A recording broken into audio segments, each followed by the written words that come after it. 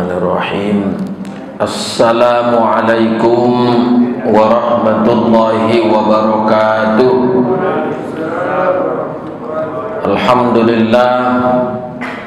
Alhamdulillah nahmaduhu wa nasta'inuhu wa nastaghfiruh wa na'udzu billahi min syururi anfusina wa min sayyiati a'malina. Man yahdihillahu fala mudilla lahu wa man yudlil fala hadiyalah. Wa salawatullahi wa salamuhu ala sayyidina wa habibina wa syafi'ina Muhammad wa ala alihi wa sahbihi wa mawala. Amma ba'du. Qala Allah subhanahu wa ta'ala, a'udzu billahi minasy syaithanir rajim. Ya ayyuhal insan innaka kadihun ila rabbika kadaham famulaqih. Shadaqallahul azim.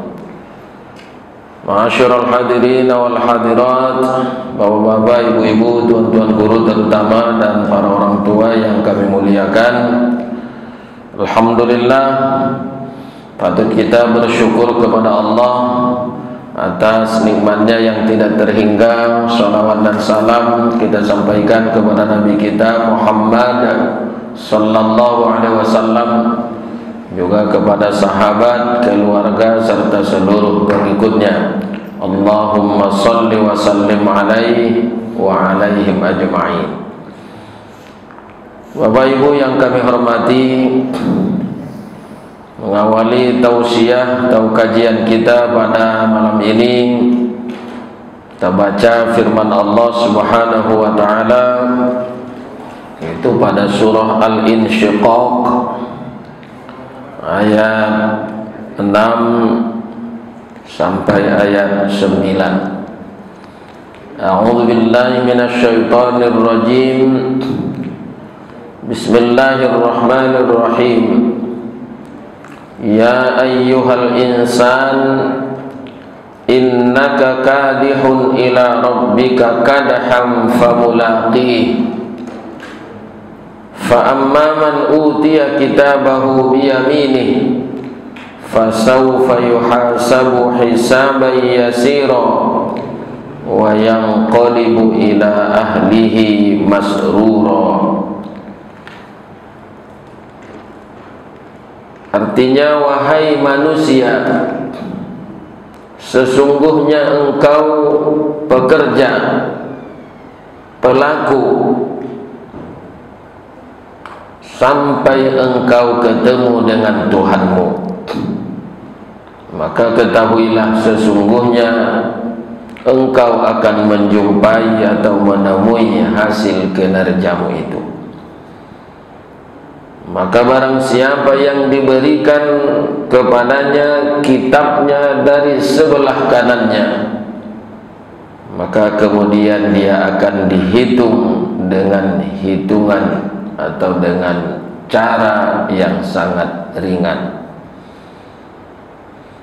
dan dia kemudian akan dijumpakan dengan keluarganya dalam keadaan gembira.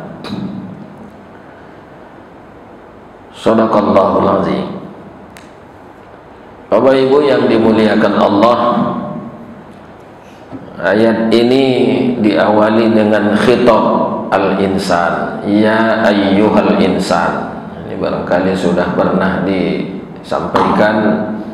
Ada khitab Al-Quran itu bermacam-macam. Ada ya ayyuhan nas, ada ya ayyuhalladzina amanu, ada ya ma'syarul jinni wal ins, ada ya ayyuhal insan, ada lebih khusus lagi ya bani Adam.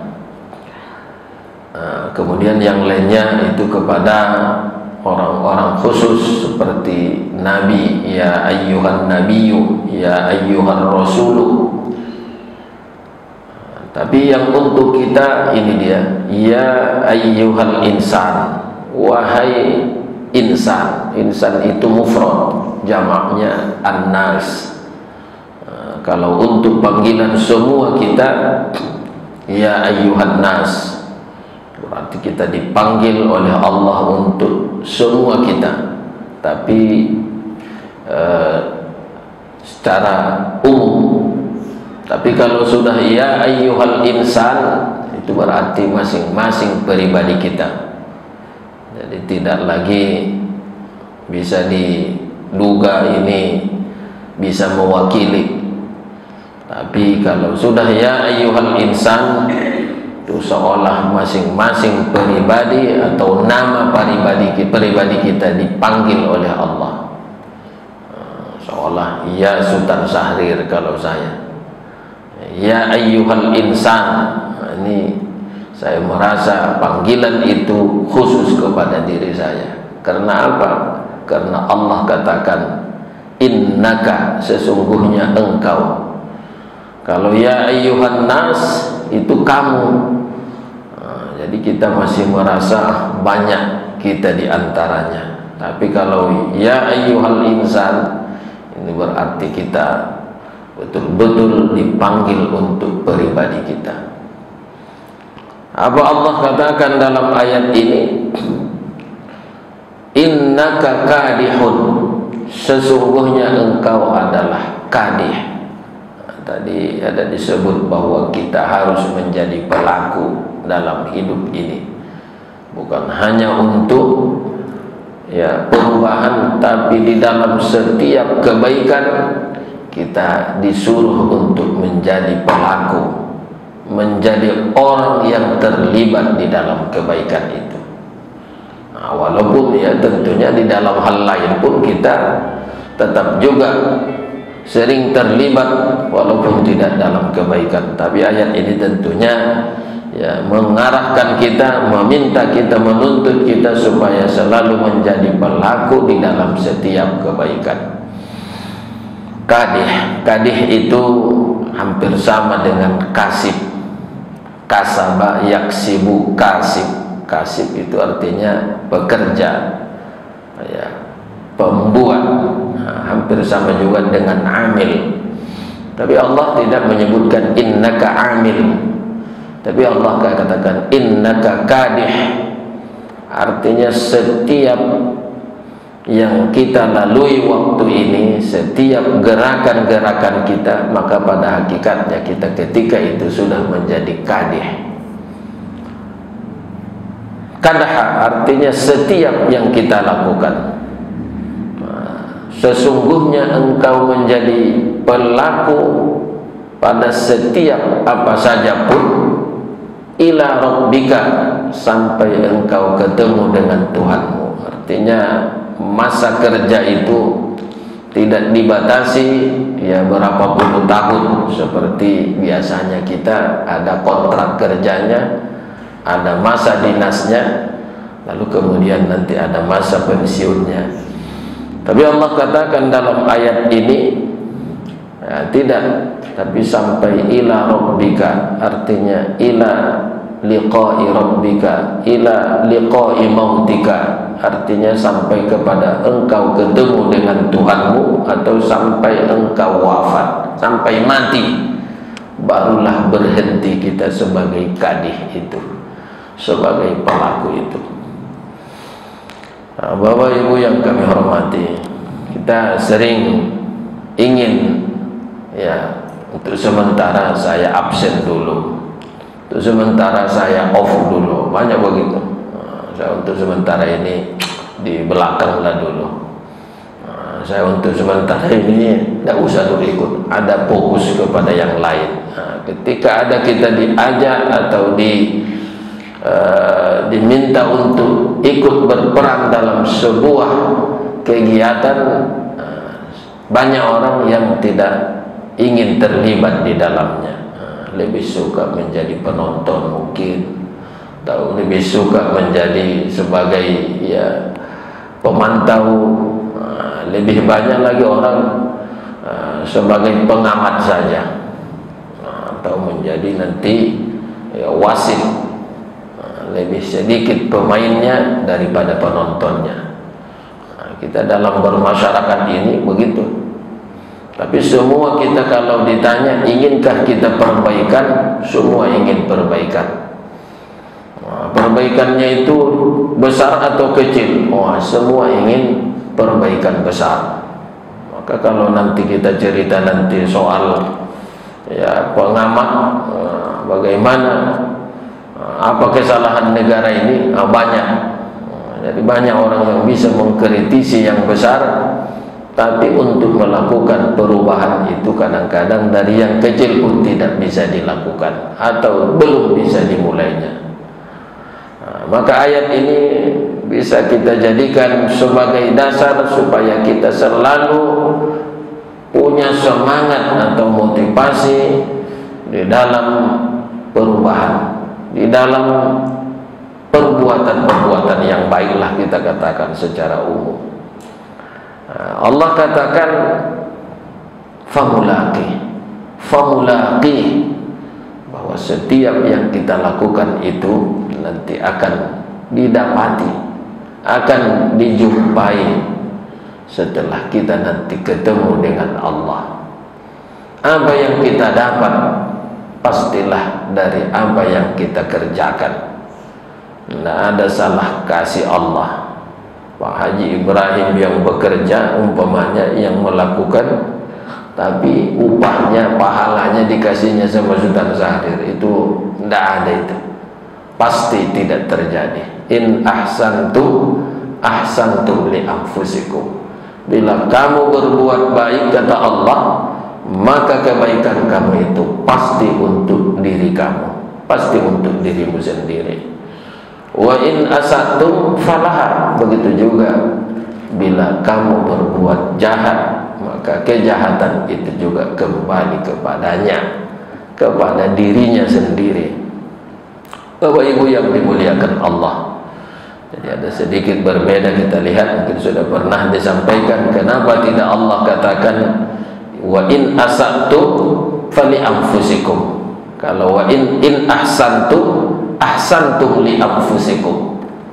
Kalau kamu berbuat baik, kebaikan kamu itu kepada kamu.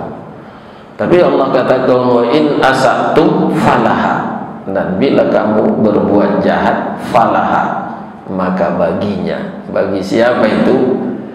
Bagi pelaku itu juga, tapi sering tidak dilihat orang, tidak nampak dari luar, tapi itu pasti dirasakan oleh jiwa dari orang yang melakukan itu. Orang kalau melakukan kejahatan, walaupun orang tidak melihat balasan kejahatan itu kepada orang yang melakukan kejahatan itu, tapi pada hakikatnya itu menjadi beban hidup bagi pelaku daripada kejahatan itu. Maka Allah tidak katakan fali anfusikum, tapi falaha. Laha itu kepada jiwa, li nafsihi. Nafs itu muannas, jadi kepada jiwanya sendiri.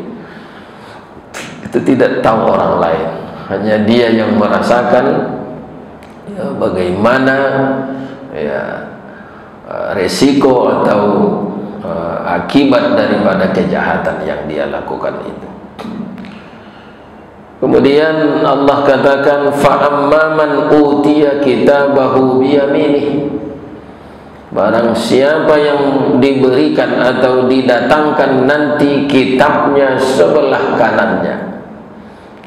Jadi untuk memesan atau untuk kitab kita nanti, kitab itu lembaran-lembaran yang berisikan catatan amal-amal kita, itu nanti akan dikasih ke kita. Bagaimana mengasihnya itu pun berbeda, ada sebelah kanan, ada sebelah kiri, ada sebelah belakang, dan itu tergantung hari ini kita. Kalau hari ini kita banyak berbuat baik, pelaku-pelaku kebaikan selalu kita, maka nanti kitab itu datang dari kanan. Berarti sekarang sudah dipesan kian itu, malam ini kita sudah melakukan sesuatu sebagai memesan buku catatan nanti itu, catatan amal itu supaya dikasih sebelah kanan. Kalau sebelah kanan nanti malaikat mengantar buku itu pertanda bahwa nanti dia diperiksa sebentar. Bahkan ada dalam riwayat di sini sebutkan dia tidak lagi hisab. Jadi di sini sebutkan fasawfa yuhasabu hisaban yasira laisa dzalikal hisab innama dzalika al-ardu.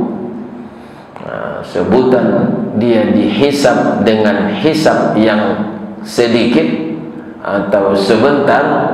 Kata Rasulullah, sebetulnya yang demikian bukanlah hisab, bukan pemeriksaan, bukan ditanya lagi dia, tapi hanya diberikan sejenis hadiah. Karena katanya kalau orang masih dihisab berlama-lama itu adalah azab. Maka kata Rasulullah, man husiba yaumal qiyamah udziba, siapa yang dihisab berlama-lama nanti itu bagian daripada azab. Jadi maka kita patut juga berdoa memohon kepada Allah supaya kita diberikan atau termasuk orang yang dihisab hisaban yasira. Ya Allah, jadikanlah kami, jadikanlah saya hisabnya nanti di hari kiamat hisab yang yasira.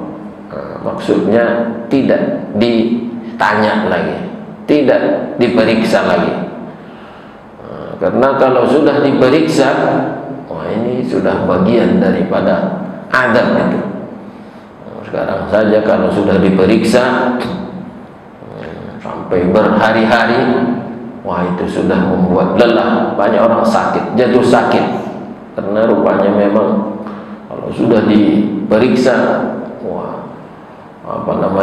AC-nya itu dibuat memang sangat dingin. Temperaturnya itu di bawah 0, bisa menggigil. Kalau di akhirat wallahu a'lam apakah dingin atau panas. Tapi hisab di akhirat itu kalau sudah termasuk hisaban syadidan, hisab yang berat, itu bukan setahun. Dalam hadis Muslim ada seorang yang bertakwanya dia sebetulnya, tapi karena banyak hartanya, kaya dia, lama dia, terlambat dia masuk surga 500 tahun daripada orang miskin yang bertakwa. Jadi sama-sama bertakwa, tapi karena banyak pertanyaan-pertanyaan bagi orang yang kaya itu, bisa lebih terlambat dia. Terlambat bukan sehari, 500 tahun katanya. Paling tidaklah 500 tahun dunia. Berarti setengah hari akhirat, itu pun lama lagi. Orang sudah enak-enak, dia masih tanya sana lagi, kenapa, di mana, berapa. Pertanyaan di mana, kemana, itu sudah lama Bang. Kalau umur kata Rasulullah, kemana digunakan. Kalau harta, min aina tasabahu wa fima anfaqahu. La yatazalu qadama abdin yaumal qiyamah hatta tus'alu an arba'in. Ini hadis riwayat Tirmidzi, bahwa nanti di hari kiamat seseorang hamba itu tidak bergerak, tidak bisa dia berjalan kecuali dia ditanya dulu. Yang pertama, an umurihi fima afnahu, tentang umurnya kemana dia habiskan. Satu pertanyaannya. Wa an ilmihi wa an syababihi fima batalahu, tentang masa usianya. Nah, ini ini lebih khusus, walaupun dia masuk dalam kategori umur, tapi khusus masa muda, itu lebih khusus ditanya kemana dia manfaatkan. Usia muda ini kan usia produktif. Kemudian kata Rasulullah, wa an ilmihi madza amila bih, tentang ilmunya, apa yang dia amalkan tentang ilmunya, ilmu yang dia miliki, apa yang dia amalkan. Baru yang keempat, ini harta, min aina iktasabahu, wa an malihi min aina iktasabahu wa fima anfaqahu. Dari hartanya, dari mana dia peroleh, dan apa, kemana dia infakkan. Jadi dari mananya dan kemananya ditanya. Belum lagi berapanya Pak ya, berapanya, atau belum lagi mengapanya, mengapa harus diambil itu. Belum lagi mungkin kenapa harus sejumlah itu diambil. Jadi saya datang kemarin ibu-ibu habis pengajian, aku ada tanahku Ustaz 2000 meter, buat apa sama aku itu katanya. Kata bawa aku ke akhirat, diantaranya suratnya, fotokopinya, tolonglah dulu Ustaz, itu selamatkan dulu macam supaya bermanfaat itu katanya. Daerah Pondok Surya sana, bangun Ustaz sekolah di situ katanya. Mana ada duitku, saya bilang, mana duit saya membangunnya itu saya. Kalau mau ibu jual ibu itu, tapi jangan mahal. Kalau mahal payah lakunya itu saya bilang. Juallah setengah harga. Kalau harganya 2 juta atau 3 juta semeter, kalau dijual 1 juta itu laku itu saya bilang. Terserah Ustaz lah. Sampai begitu dia tidak, malah saya lihat rumahnya tidak nyabalah apa kali nenek-nenek lah, kepala besar. Tapi intinya dia tidak mau hartanya itu menjadi masalah dia nanti di akhirat. Ini hebat kali ini pun saya bilang, saya pun tak bisa seperti itu. Bapak Ibu yang dimuliakan Allah, jadi Allah katakan nanti sebahagian manusia itu akan dihisab hisaban yasiro, hisab yang kecil atau yang sebentar. Kemudian wa yanqalibu ila ahlihi masrura, dan dia akan kembali kepada keluarganya dalam keadaan gembira. Masrur itu kalau lihat harfiahnya digembirakan. Jadi kita ini gembira atau tak gembira karena ada yang membuat gembira kita ini. Kalau Allah ingin membuat kita ini susah hati kita ini. Tapi kalau Allah membuat kita gembira, Allah yang memutar keadaan itu. Maka di dalam ayat ini disebutkan masrura, bukan surura, walaupun mungkin maknanya sama ya. Tapi kita lihat Allah sebut masrura, sebutkan artinya dibuat suasana itu gembira. Jadi tempat itu bukan memastikan gembira. Tempat itu bisa hanya 6 kali 6 meter ruangan, orang di dalamnya ya 10 orang, bisa 10 macam perasaan orang di situ. Kenapa? Karena di situ adalah ruang pemutusan, ruang ya diputuskannya nasib seseorang. Itu ruang sidang lah itu. Di ruang sidang macam-macam orang. Kalau putusan dia bebas, gembira itu, bisa sujud syukur dia. Tapi kalau putusan dia penjara ya 10 tahun, wah itu lain nanti wajahnya. Jadi ini seolah ayat ini menyebutkan dalam ruang sidang ini.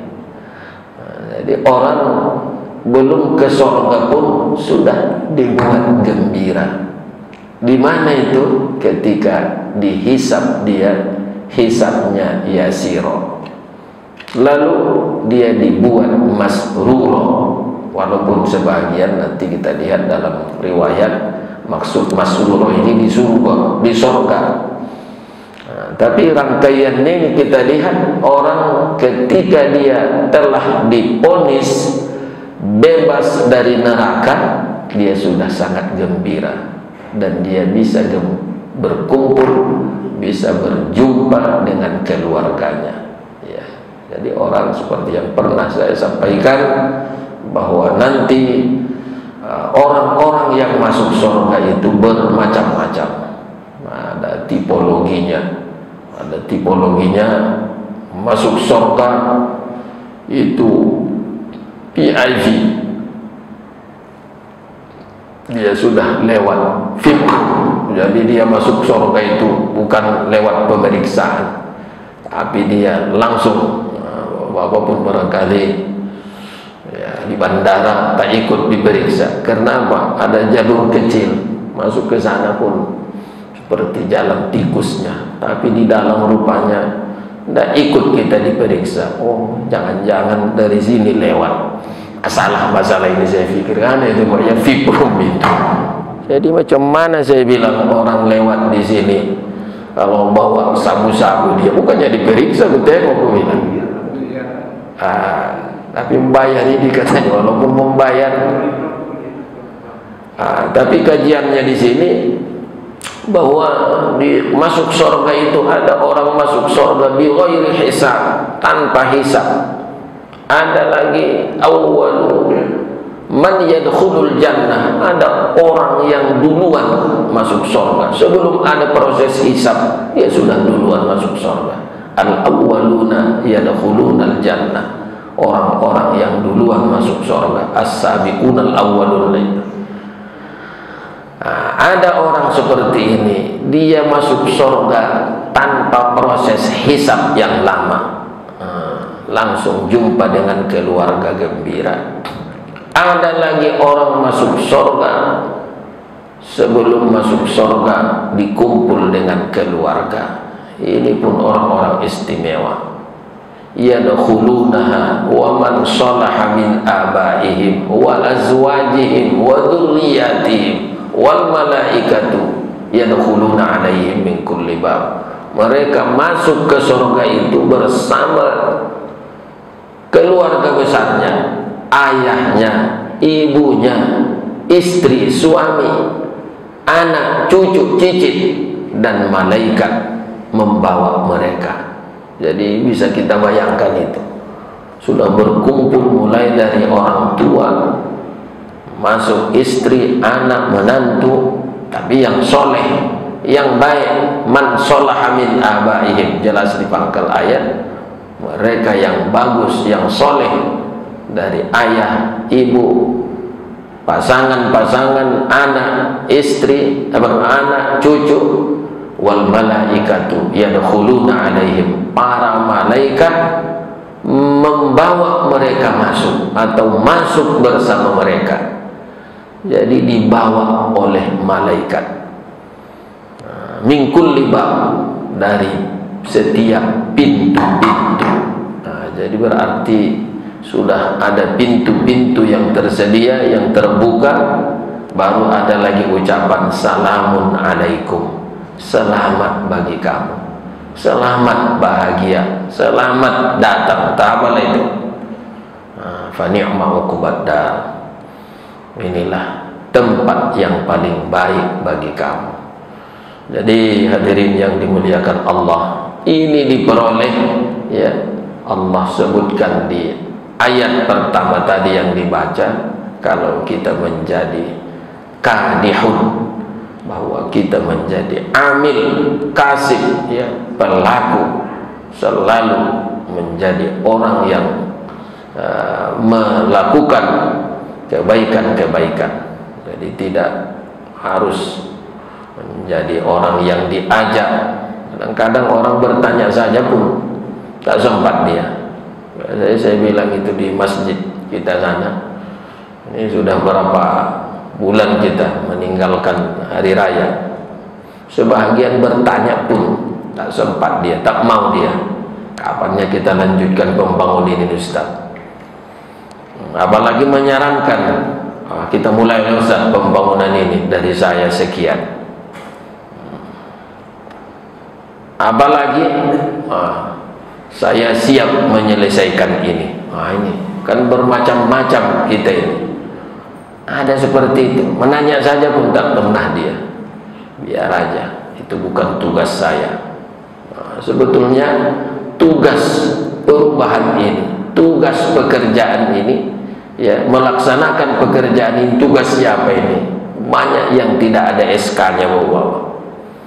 Banyak yang tidak ada SK-nya. Sama kalau seperti kami ada masalah lagi imam. Imam ini pun tidak mudah ini. Untunglah kalau di sini saya lihat tahan imamnya itu. Saya terus terang aja, pernah imam 2 tahun saya di Masjid Agung, imam rawatib, capek Pak. Karena 2 orang kami, cocoknya imam itu 4, 8, 10 orang imam itu Pak. 2 imam maghrib, 2 imam subuh. Semua setiap sholat itu di Masjid Istiqlal banyak kali imamnya itu. Tapi kalau ada masjid 1 imamnya aktif, itu luar biasa itu. Luar biasa imamnya itu. Tapi kalau kami itu tadi dibuat pun 2 masih kecolongan. Ini rencana saya mau dibuatlah 7 orang. Macam apakah efektif itu? Dibuat jamaah itu yang pandai-pandai. Banyak yang pandai tapi malas. Saya termasuk lebih suka saya makmum daripada imam. Karena udah capek juga saya jadi imam itu sudah capek juga saya rasa. Lebih apa Pak? Begitu juga muadzin pun begitu Pak. Untunglah datang orang dari kampung ke Medan ini Pak. Kalau anak-anak Medan ini, anak-anak kita jadi muadzin, seringlah kurasa setengah jam setelah waktu. Makanya saya bilang di masjid-masjid muliakan ini anak-anak kita ini. Untunglah datang orang itu. Kalau anak saya hampir semua itu apalagi yang kecil sudah ya dipanggil-panggil dia imam itu. Tapi anak yang besar udah mau selesai S2-nya. Itu pun kalau hafiz juga, tapi kalau lebih suka masbuk. Bagaimana masbuk? Harus duluan muadzin baru sholat. Tidak bisa juga. Apalagi yang lainnya, sholat pun tak mau. Terus saya bilang di Masjid Al-Falah, Jalan Ibrahim Umar. Karena sering saya dengar di situ dimarahi imam-imam dan muadzin. Jangan marahi ini, saya bilang. Kalau mereka nanti mogok, orang yang hijrah dari kampung ke Medan ini mogok, mereka tak mau jadi muadzin, separuh di Medan ini ya terkendala juga lah rasa imam dapatnya itu, azannya itu. Hadirin dan hadirat yang dimuliakan Allah, akhir ingin disampaikan dalam kajian ini, jadi bagaimana kita ya di awal tahun ini paling tidak ada 3 yang kita pikirkan. Yang pertama, amal yang sudah kita kerjakan. Jadi itu namanya muhasabah. Wal tanzur nafsum ma qaddamat lighad. Hendaklah setiap diri melihat apa yang telah dia kerjakan untuk dia bawa, untuk dia gunakan bekalnya nanti besok. Jadi Allah katakan ghad. Jadi dalam bahasa Arab setiap yang akan datang itu dianggap besok atau dianggap dekat. Kullu atin qaribun.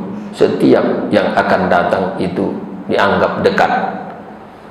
Wal maut qarib. Mati itu dekat. Kenapa? Karena dia akan datang.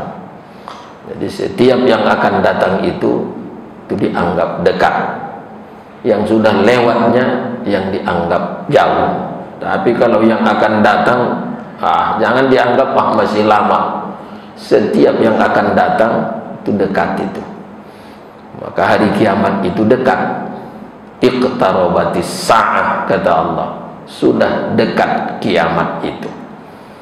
Jadi kita yang menganggap masih lama, tapi Allah sudah katakan dari diturunkan Al-Quran sudah dinyatakan kiamat itu dekat. Maka Allah katakan dalam ayat ini, ghad wal tanzur nafsum ma qaddamat li ghad. Hendaklah setiap manusia itu melihat, memperhatikan apa yang telah dia kerjakan bekalnya, atau yang telah dia lakukan untuk bekalnya besok. Apa yang dimaksud besok di sini? Hari kiamat.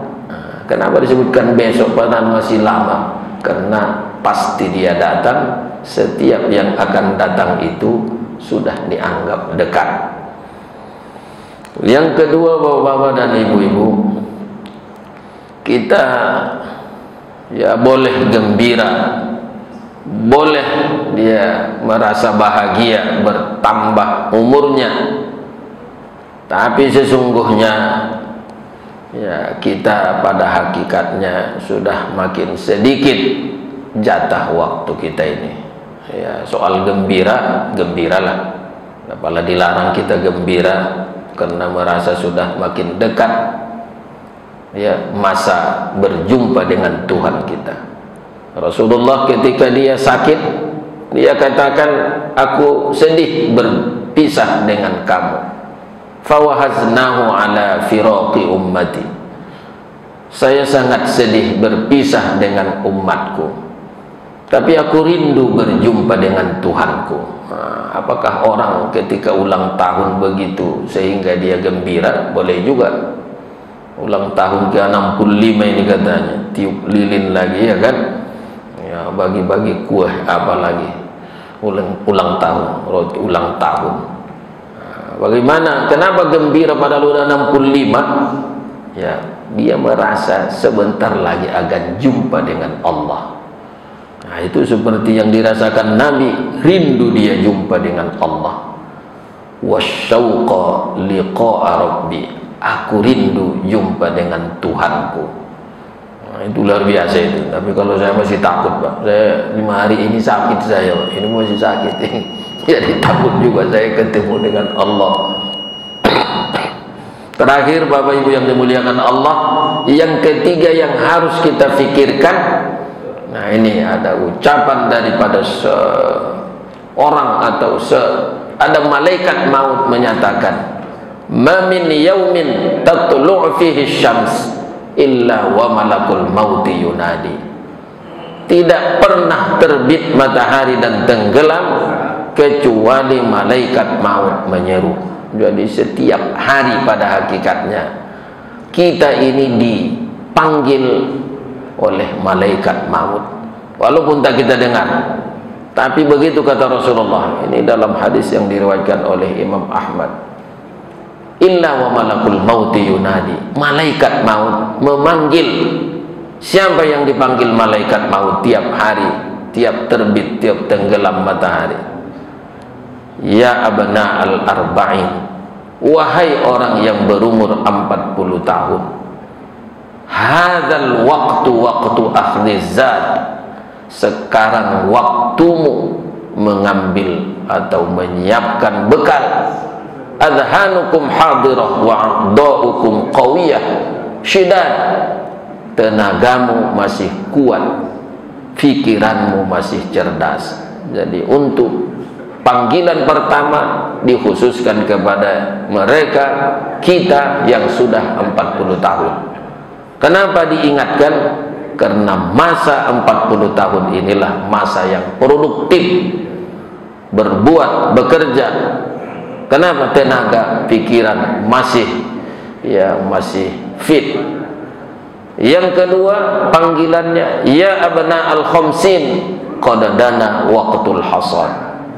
Wahai orang yang berumur 50 tahun, sekarang sudah dekat masa panenmu. Sudah dekat masa engkau memanen hasil yang kau tanam. Jadi kalau sudah 50 tahun, sudah boleh kita hasil yang kita kerjakan, amal-amal yang sudah 20 kali umroh umpamanya, anak yatim sudah banyak yang disantuni. Jangan tanya lagi ibadah mahdohnya, puasa, zikir dan sebagainya. Artinya Diingatkan kita kalau sudah berumur 50 tahun, tak lama lagi wafatlah kita ini. Kira-kira begitunya itu. Karena kalau udah mati, panen kita ini. Cuma panen pahala atau panen dosa, itu tergantunglah. Kemudian yang ketiga kata Rasulullah, malaikat maut itu memanggil, ya abna as-sittin, wahai orang yang berumur 60 tahun. Nasitumul iqab wa ghafaltum an raddil jawab fama lakum min nasirin. Wahai yang ke-60 tahun, wahai orang yang berumur 60 tahun, apakah masih lalai, apakah masih lupa menyiapkan jawaban-jawaban atas pertanyaan nanti di hari kiamat? Ketahuilah, tidak ada orang yang dapat menolongmu.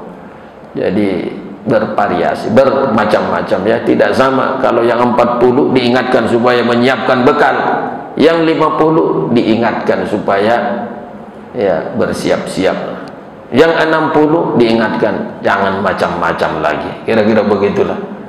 Ini bukan menakut-nakuti ya, tapi supaya takut sebetulnya. Jadi macam mana yang 70? Ada juga yang nanya begitu, macam mana yang 70? Kalau yang 70 tak diingatkan lagi, karena kalau yang 70 udah pasti 60 juga lah itu Pak ya. Karena kita merasa 40 sudah, 50 juga sudah. Saya sebentar lagi 60 lah ini, tak terasa. Bapak-bapak yang sudah 60, yang 70 pun ada. Yang 70 barangkali selamat lah itu lah kira-kira Pak. Yang sudah 70 selamat lah itu ibu-ibu. Karena apa? Ya, karena orang yang sudah 70 itu diberikan Allah ya ke apa namanya ya, kalau ada dalam hadis, orang yang sudah berumur 70 diberikan Allah banyak kemudahan-kemudahan. Bahkan ibadahnya pun boleh banyak yang dilonggarkan, tak bisa berdiri duduk, tak bisa duduk berbaring pun ya. Kalau biasanya dia sholat duha, tapi karena dia sudah uzur tak bisa lagi seperti yang dulu, tetap dibuat Allah. Itulah yang dikatakan dalam ayat falahum ajrun ghairu mamnun. Abu Bakar Jabir Al-Jazairi menyebutkan dalam tafsirnya, makna ayat itu orang yang sudah terbiasa di waktu mudanya, di waktu sehatnya amal-amal sunnah, lalu kemudian setelah dia tua, setelah dia sakit, banyak yang tak bisa dikerjakannya lagi oleh kemampuan berkurang, tapi tetap dianggap itu aktif, dianggap dia terus berjalan normal dia. Itulah kelebihan orang yang beriman itu, falahum ajrun ghairu mamnun. Apakah orang yang orang kufur itu dapat? Itu tidak. Jangan-jangan orang kafir itu kalau biasanya di waktu sehat berbuat maksiat, oleh karena tua tak bisa lagi, terus juga dapat dosanya, tapi tidak disebut dalam ayat itu. Ini kajian kita, mohon maaf bapak-bapak dan ibu-ibu, mudah-mudahan ada manfaatnya. Hadanallahu wa iyyakum. Wassalamualaikum warahmatullahi wabarakatuh. Alhamdulillahi rabbil alamin, wassalatu wassalamu ala asyrafil anbiya'i wal mursalin wa ala alihi wa sahbihi ajma'in. Allahumma hdina bihidayatil Qur'an waj'alil Qur'ana nura sudurina wa rabi'a qulubina wa jala'a huzunina. Allahumma nawwir qulubana bi nuril Qur'an wa najjina minan nari bi karamatil Qur'an wa adkhilnal jannata bi syafa'atil Qur'an bi rahmatika ya arhamar rahimin. Rabbana atina fid dunya hasanah wa fil akhirati hasanah wa qina adzaban nar. Walhamdulillahi rabbil alamin.